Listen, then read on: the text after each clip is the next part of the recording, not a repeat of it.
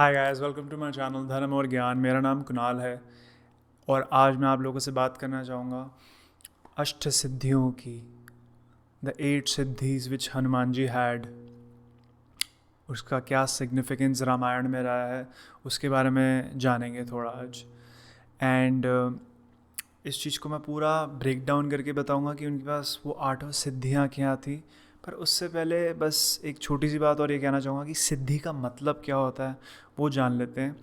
According to the Shrimad Bhagavatam, Shri Krishna भगवान कहते हैं, जितेंद्रस्य युक्तस्य जित स्वस्य योगिना मय धैर्यतसेता उपस्थिष्टान्ति सिद्धया। यानी इसका सरल सा मतलब है, हे पार्थ, जो भी इंसान अपनी इंद्रियों पर, अपने मन पर, अपने श्वास पर नियंत्रण विजय प्राप्त करता है वो सिद्ध महापुरुष कहलाया जाता है, वो सिद्ध योगी कहलाया जाता है। और ये बहुत मिस्टिकल पावर्स होती हैं, मैजिकल पावर्स होती हैं जो हर कोई इस लाइफ में, 2 लाइफ में, 3 लाइफ में, 4 लाइफ में अटेन नहीं कर सकता। It's a part of all the life times which a person goes through, जिसमें इंसान ये सिद्धियाँ प्राप्त कर सकता है by attaining a lot of tapas, mantra jaap and even being aesthetic as well. So Shrimad Bhagavatam के अनुसार श्री कृष्ण भगवान यही कहते हैं। और अब जानते हैं कि अष्ट सिद्धियाँ होती क्या क्या हैं। सो पहली सिद्धि होती है जिसको बोलते हैं अणिमा। अणिमा का सरल सा मतलब है कि एक अणु जितना हो जाना, the ability to reduce yourself to even a smallest atom. और ये सिद्धि हमें देखने को मिलती है सुंदरकांड में, जब श्री हनुमान जी महाराज श्री सीता माँ को ढूंढने जाते हैं और वो अपना छोटा सा अपना एक शरीर बनाकर श्री सीता माँ को अशोक वाटिका में ढूंढते हैं और वहाँ पे वो उनको पाते हैं। सो दिस इज़ बेसिकली अणिमा।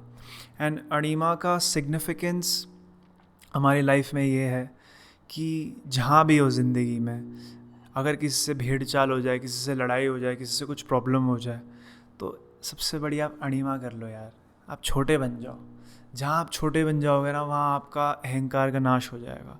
जहाँ आप छोटे बन जाओगे, अपने आप उस मुसीबत का हल निकल आएगा। तो ये है अणिमा का सिद्ध उपाय। दूसरा कहूँगा महिमा, यानी कि the ability to make yourself infinitely larger than possible. और ये हमें देखने को मिलता है तब जब श्री हनुमान जी महाराज अपनी बॉडी से उड़कर जब स्पेस में जाकर पूरे के पूरे सूर्य को, दैट इज़ कॉल्ड महिमा।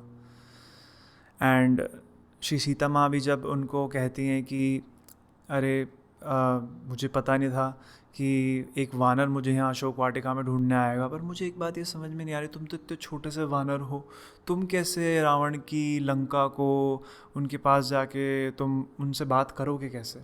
तो श्री हनुमान जी महाराज ने कहा, माता आप आज्ञा तो दीजिए, आई विल प्रॉमिस यू कि मैं वहाँ पे सबको हरा के आऊँगा। दैट्स द पावर ऑफ महिमा। नाउ गरिमा। गरिमा का मतलब होता है the ability to be as heavy as possible.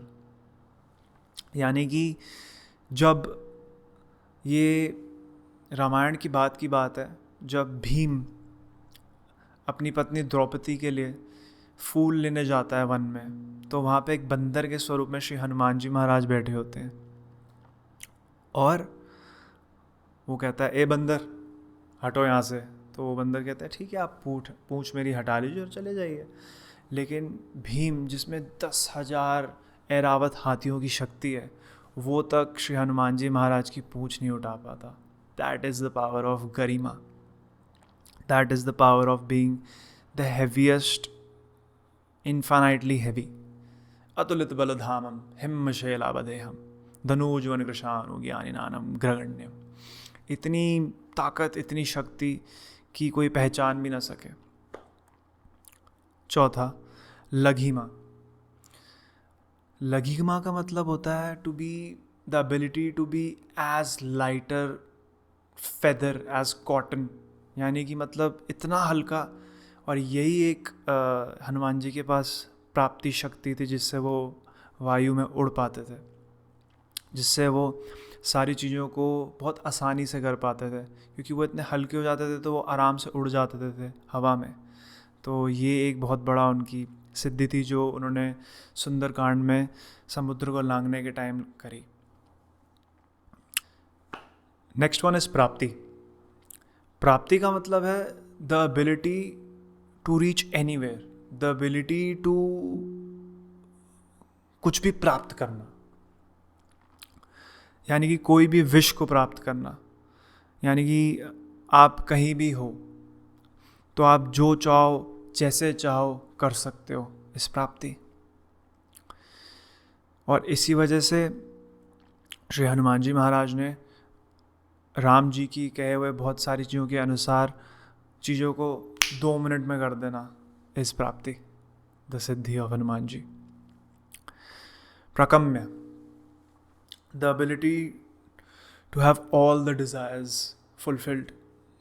Hanuman ji एक ऐसे देवता हैं जो चिरंजीवी हैं, जो सदैव इमॉर्टल रहेंगे, जो सदैव जवान रहेंगे, जो सदैव बुद्धिमताम रहेंगे, जो सदैव जैसे चाहें जहाँ चाहें हर किसी की विश फुलफ़िल कर सकते हैं, हर अपने भक्त की। चाहे दुनिया का कोई भी रास्ता बंद हो, लेकिन वह हनुमान जी महाराज के लिए बंद नहीं है। इसलिए इस सिद्धि को प्राकम्य कहा जाता है। वो अपने लिए भी उनके लिए लागू होता है और उनके भक्तों के लिए भी। ईशात्व, ईश आत्व। ईश मतलब भगवान, आत्व मतलब लॉर्डशिप, यानी कि ईश मतलब लॉर्ड और आत्व मतलब शिप। तो lordship, the power of lordship to create, basically to be with the nature force, basically to be giving commands to all the 5 elements, air, water, fire, and he is the son of vayu, so वो तो उन पे लागू होता ही है। तो इन सब चीज़ों को एक डोमिनियन पे रखना is Hanuman ji. Then Vastava, Vastava means the power to subjugate all. सबसे आसान बात यह है कि इसको समझाने का तरीका कि हनुमान जी एक अपने आप में देवता हैं, तो वो हर चीज़ पे, हर दुनिया की फोर्स पे, हर दुनिया के एलिमेंट पे he can win over. Nobody can stop him because he's a Lord, because he's a भगवान। But at the same time, looking at all the aspects of Ramayana, हमें ये समझ में आता है कि हनुमान जी एक भक्त बनकर भी रहे हैं, और जब रामायण ख़त्म हो गया तो हनुमान जी अपने आप में इतने बड़े भगवान जी बन गए हैं। लेकिन हनुमान जी बस एक ही बात सिखाते हैं कि मैं भक्त हूँ, तुम भी भक्त रहो और सब राम नाम के गीत गाओ।